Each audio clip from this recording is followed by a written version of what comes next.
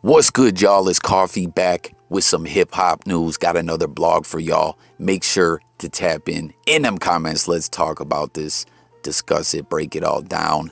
Dame Grease, super producer in my opinion. You know what I mean? Dude is dope. Been in the game a long time and had a very, very close working relationship with DMX.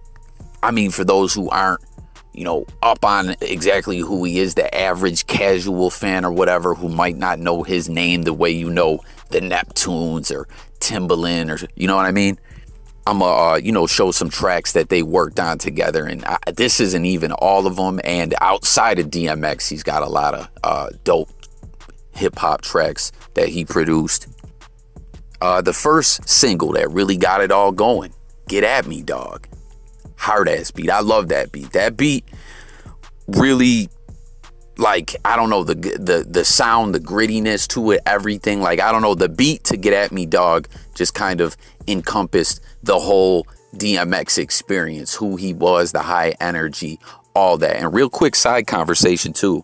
I was surprised to find out, I forget who it was on a recent podcast when they were talking about DMX was saying that, before Get At Me, Dog was the lead single for It's Dark and Hell Is Hot, that it was something going around on like Clue mixtapes where it had the Locks, everyone flowing on it. And then they just took X's verse. He recorded some more verses and they kept Sheik on the hook.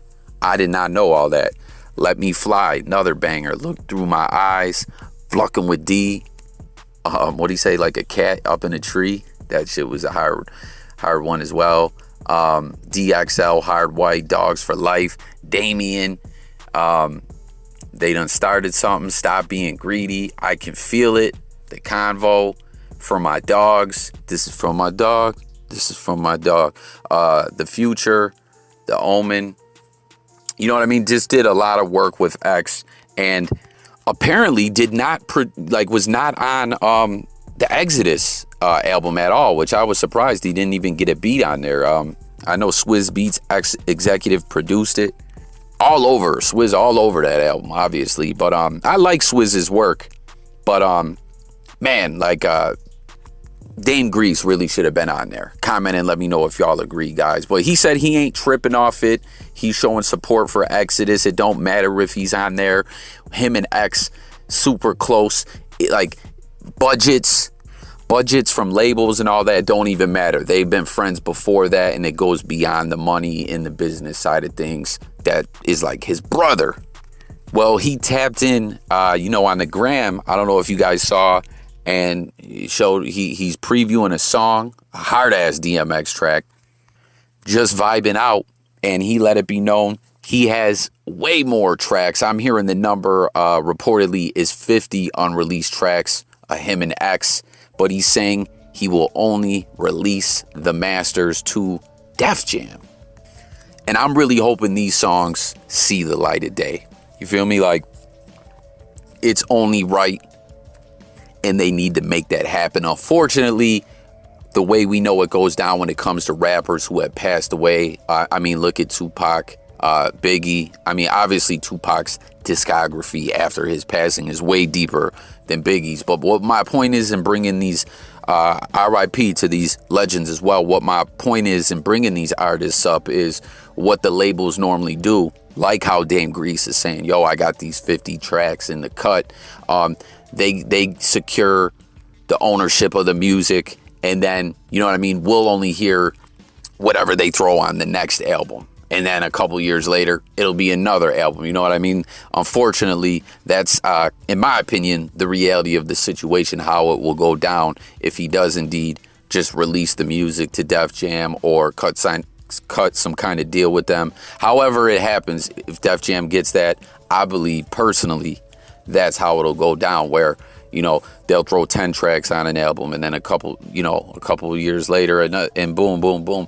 You know what I mean? Until there's been like 3 albums, and then, it is what it is. I don't know. Hit the comments and let me know if you guys agree and what your thoughts are on this, that Dame Grease coming out and saying this, and what your thoughts are on him not having a track on Exodus. That surprised me when I seen that. I was unaware. And your thoughts on Exodus as well.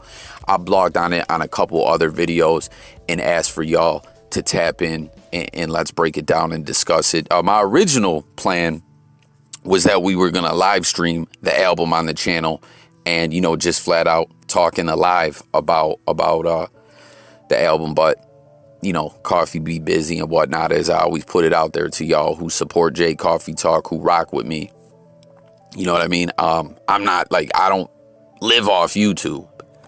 This is something I love doing. You feel me? It's always been my dream to have a podcast and make content and whatnot. And I love doing it. But obviously, you know, I'm doing a lot of things, moving around, doing this, that, and the third, working. I'm a busy man, so I didn't get around to it. And then when I did have the time to, I was like, it's been a few days.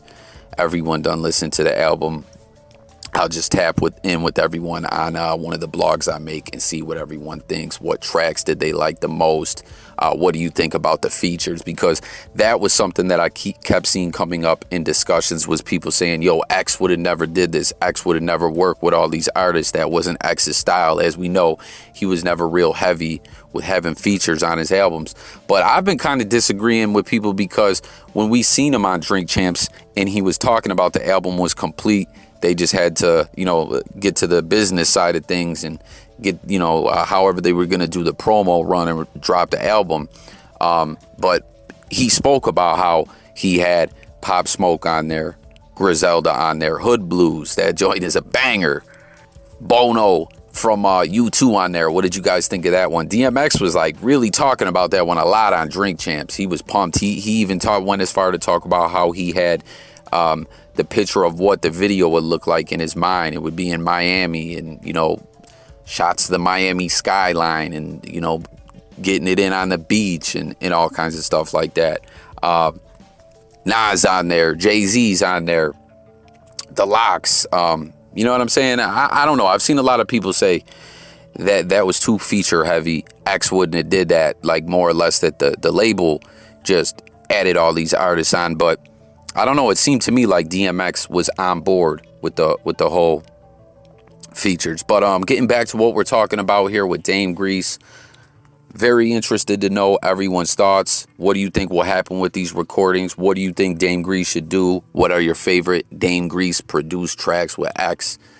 What was that one on Grand Champ? Remember where they were shouting out Ruff Ryders, Vacant Lot? Because I believe that's what Dame Grease called his like movement, Vacant Lot Recordings, maybe. I don't know. But let's discuss it all below. I thank y'all for tuning in. If you're new, just finding this channel, guys, do me that solid, subscribe, hit them buttons, the like, all that good stuff for me. We drop content every day, and we talk about a lot. Music, news, sports, current events, life, conspiracies, true crime, all kinds of stuff over here. So subscribe, join the discussion. I'll catch you guys on the next video. Have a great day. Rest in peace to the GOAT, DMX.